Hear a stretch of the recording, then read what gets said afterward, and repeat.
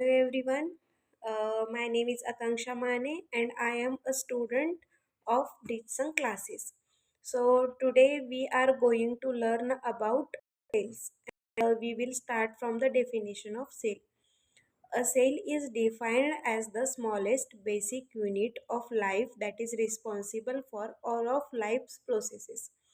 Cells are a structural, functional and biological unit of all living beings. A cell can replicate itself independently, means a cell reproduce itself independently. Hence, they are known as the building blocks of life. Each cell contains a fluid called the cytoplasm, which is enclosed by membrane.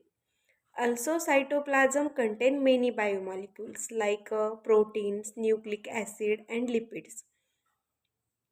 A cell is the structural and fundamental unit of life, means they provide structure to the body and convert nutrients from food to energy. After that, the study of cell from its basic structure to the functions of every cell organelle is called cell biology. Then we know that Hooke was the first biologist who discovered cells. Then we learn about the characteristics of cells. So the characteristics of cells are cells provide structure and support to the body of an organism. Every cell has one nucleus and a membrane bound organelles in the cytoplasm. Then the cell interior is organized into different individual organelles surrounded by a separate membrane. After that, mitochondria, a double membrane bound organelle, is mainly responsible for the energy transaction necessary for cell survival.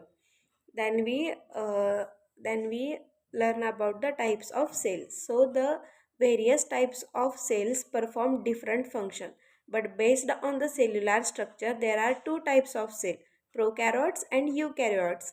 So the prokaryotic cells have a no nucleus, means nucleus is not present in the prokaryotic cell. Instead, some prokaryotes such as a bacteria have a region within the cell where the genetic material is freely suspended. This region is called as nucleoid.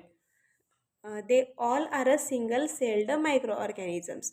For example, include bacteria and cyanobacteria. Then prokaryotes are generally reproduced by binary fission,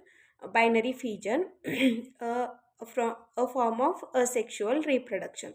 And second type is eukaryotes. So the eukaryotic cells are characterized by a true nucleus, means nucleus is present in the eukaryotic cells. This broad category involves plant, fungi, protozoans, and animals. They reproduce sexually as well as asexually. The plasma membrane is responsible for monitoring the transport of nutrients and electrolytes in and out of the cell. It is also responsible for cell to cell communication. After that, we learn about the function of cells.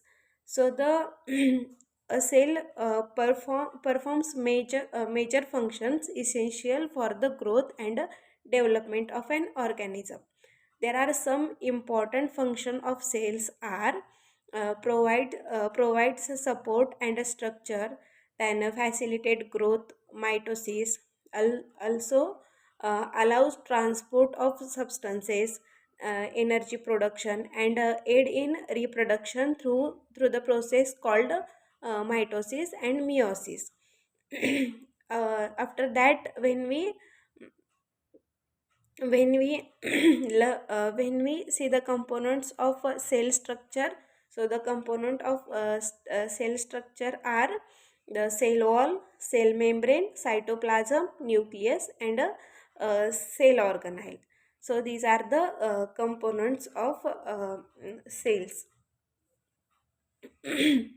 So in this lecture we are study about the cells in the human anatomy and physiology. In that we see the definition of cell, types of cells, function of cells and components of cells. Thank you.